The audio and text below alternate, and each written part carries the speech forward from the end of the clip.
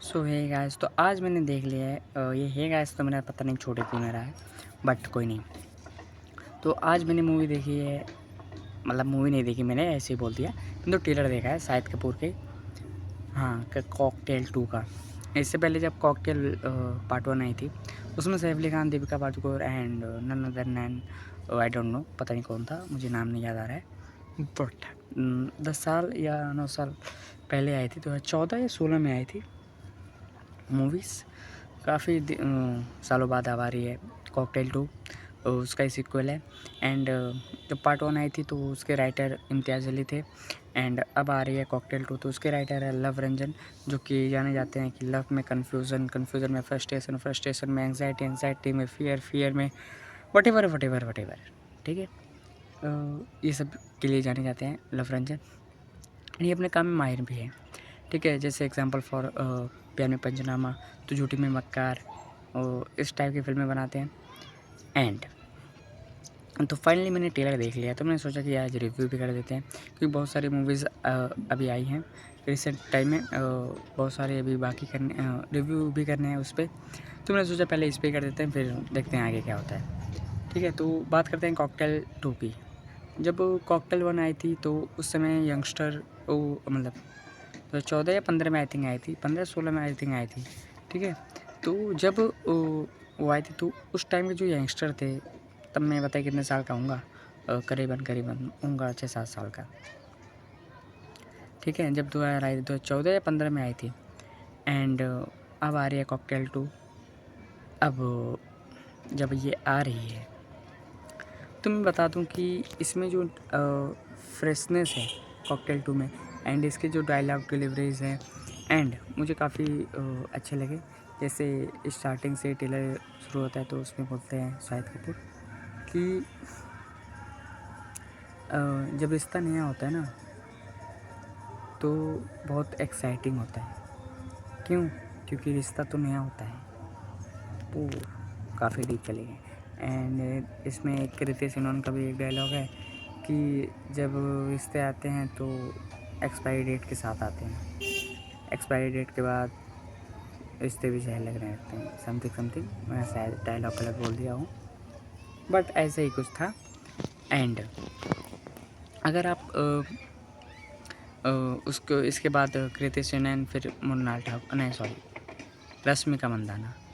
ठीक है, तो कॉकटेल 2 में स्टार कास्टिंग तो काफ़ी अच्छी गई है। Rashmika, Kriti Sanon and Shahid Kapoor. And even Shahid Kapoor की अगर बात करें तो अभी भी वो यंग चार्मिंग लुक रखते हैं। इतने 45 की उम्र में, 45 के हो चुके हैं आई थिंक, शायद ऑलमोस्ट 45 के हैं, प्लस ही होंगे आई थिंक। ठीक है, तो इतने उम्र में इतनी चार्मिंग, इतनी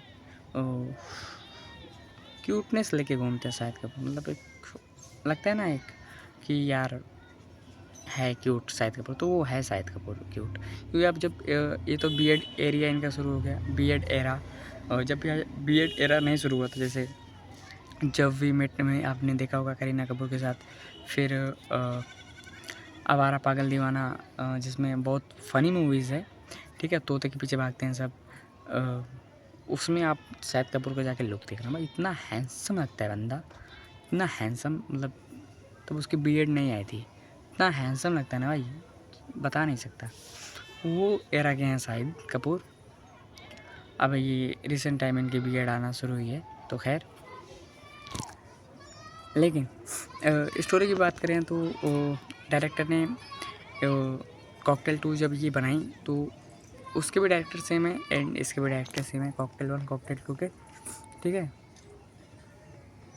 क्योंकि एंड इस तरह की ऑडियंस है हमारे इंडिया में, जिस तरीके की ये मूवीज़ बनती हैं कि जय लव ट्रायंगल में दोनों, ऐसा है कि दोनों रश्मिका एंड कृति सेनन का केमिस्ट्री तो काफ़ी अच्छा था शाहिद कपूर के साथ। हमने तेरी बातों में उलझा दिया दिया जी मियाँ व्हाटएवर। ठीक है, उसमें देखा है जिन्होंने रोबोट का किरदार अदा किया था कृति सेनन ने। ठीक है, तो वो मूवीज़ हम लोगों ने देखी और शाहिद कपूर के साथ उन्होंने केमिस्ट्री अच्छी थी उनकी। एंड रश्मिका का पहली बार आ रही हैं शाहिद के साथ, वो देखने वाली बात होगी कि क्या है क्या नहीं है। एंड अगर रश्मिका पहली बार आ रही हैं शाहिद के साथ इस फिल्म पे, मैंने फर्स्ट टाइम ही देख रहा हूँ, पता नहीं आई होंगी, तो मैंने कभी देखा नहीं रश्मिका शाहिद की जोड़ी, बट ये फर्स्ट टाइम आ रही हैं। एंड जिस तरीके से कॉकटेल 2 की कास्टिंग में एंड इसकी स्टोरी बहुत अच्छी होने वाली है, क्योंकि प्रेजेंटेशन इन्होंने ट्रेलर में बहुत ही अच्छा एंड बहुत ही डीप दिखाया हुआ है। इसके 2 रीजन्स है। पहला रीजन तो ये है भाई कि मुझे लगता है पहले शाहिद कपूर एंड रश्मिका का अफेयर दिखाया जाएगा, फिर तड़का मारने के लिए बोल्ड सीन्स, क्योंकि इस मूवी में कॉकटेल 2 इसमें बोल्ड सीन्स एंड काफ़ी मतलब वॉटेवर, ठीक है, समझ जाओ। तो उसका काम कर रही हैं कृति सेनन, जो कि कॉकटेल में किया था सैफ अली खान वाले, मतलब इसके पहले पार्ट में जो कि दीपिका ने किया था बोल्ड सीन्स थोड़ा, उसमें कॉकटेल 2 में अब कर रही हैं कृति सेनन, जिनको काफ़ी बोल्ड सीन्स दिए गए हैं। एंड उसकी वजह भी है कि वो थोड़ी हॉट हैं एंड बट ठीक है। एंड मुझे नहीं लगता कि लेकिन इस मूवी में ज़रूरत भी थी, क्योंकि कॉकटेल अगर आपने 1 देखी है तो उस टाइम के यंगस्टर काफ़ी डिमांड कर रहे थे ऐसी मूवीज़ की, तो वो एंड आपके जो यंगस्टर हैं जेंजीस, वो थोड़ा स्ट्रेट फॉरवर्ड है, बहुत ही आगे की सोचते हैं, मतलब इतनी आगे की सोचते हैं कि अपनी मौत के बारे में सोच लेते हैं। हाँ, मैं रणवीर की बात कर रहा हूँ, रणवीर इलाहाबादिया, ये इस तरीके से ही जेंजीस है, लेकिन रणवीर इलाहाबादिया जेंजी नहीं है, मैं पहले बता दूँ, ठीक है। एंड 2 चीज़ों में काफ़ी कन्फ्यूज़न होता है कि स्टोरी अच्छी होगी कि नहीं, मूवी चलेगी कि नहीं, ये काफ़ी डर लगा रहता है डायरेक्टर को। लेकिन मुझे लगता है कि मूवी चलेगी ठीक ठाक, तो कलेक्शन कर ही लेगी इतना कि बजट निकाल ही लेगी। एंड जब शाहिद कपूर की बात करें तो मैंने बहुत ही कम देखा है कि शाहिद कपूर जब थिएटर में आते हैं तो मैंने अभी तक मैंने जहाँ तक नोटिस किया है कि शाहिद कपूर की फिल्में जितनी भी थिएटर में लगी हुई हैं 2020 के बाद, मैंने ऐसी कोई मूवीज़ नहीं देखी, उनकी मूवीज़ की बात कर रहा हूँ थिएटर में लगी हुई, जो 300 के पार गई हो। कोई नहीं, सब रह जाती हैं 100-200 करोड़, 150 करोड़, इतना ही रह जाती हैं। कोई ऐसी मासी क्लासी एक्शन मूवीज़ ये बनाते ही नहीं हैं एंड नहीं करते हैं। फर्जी की थी, वो वेब सीरीज़ थी, उसकी बात मैं काउंट नहीं करूँगा, ठीक है, वो तो OTT पे आई थी। एंड शायद ऐसा है कि एक्शन फिल्म में पता नहीं क्यों बिलीव नहीं रखते, क्योंकि मैंने बहुत कम ही देखा है इनकी एक्शन मूवीज़ को।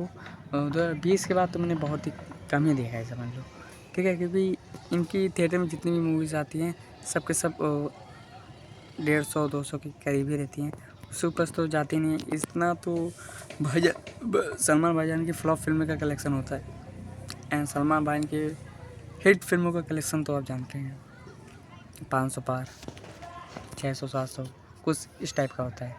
लेकिन एंड अगर इससे पे रश्मिका की बात करें तो रश्मिका तो भाई साहब एनिमल में थी रणवीर के साथ, वो उन्होंने ऑलरेडी 1000 करोड़ की मूवीज़ की हुई हैं, ठीक है, तो उनको तो थोड़ा थोड़ा एक्सपीरियंस होगा। लेकिन अभी तक मैंने शाहिद कपूर को as a lead actor theatre में कभी भी कोई उनकी मूवीज़ को 300 करोड़ के पार जाते हुए तो मैंने नहीं देखा अभी तक, ठीक है, सब लिमिट में ही रहता है 150-200 के करीब एंड बस इतना ही रह जाता है। मुझे लगता है शायद अब एक्शन फिल्मों से जी भर चुके हैं, क्योंकि अब देखो अब अनकमिंग सुपरस्टार आगे ये एक्शन मूवीज़ नहीं करते हैं, तो अनकमिंग सुपरस्टार जो आने वाले हैं Ranveer Singh, Ranbir Kapoor and one of the most my finest actor ever, मुझे बहुत अच्छे लगते हैं विकी कौशल।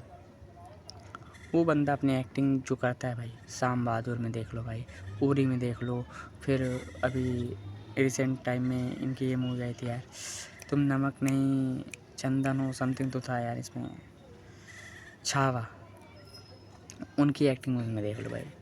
विकी कौशल की भाई बंदा खा जाता है कैरेक्टर को, जिस तरह की एक्टिंग करता है विकी कौशल। तो अगर आप थोड़ी एक्शन टाइप मूवी नहीं करोगे तो आने वाले जो सुपरस्टार्स हैं उनमें इनका ही नाम काउंट होने वाला है। आपका नाम तो कभी काउंट होगा ही नहीं। आप ऐसे सिंपल बॉय के नाम से आप आए चले गए, पता ही नहीं चला। इसी इंडस्ट्री में आपका ना क्या ही नाम बना पाए। ठीक है, खैर छोड़ो गाइस। तो अब हो गया को रिव्यू। अब मुझे नींद आ रही है, भूख लग रही है तो नींद आ रही है। तो गाइस मिलते हैं अगली वीडियो में, तब तक के लिए बाय।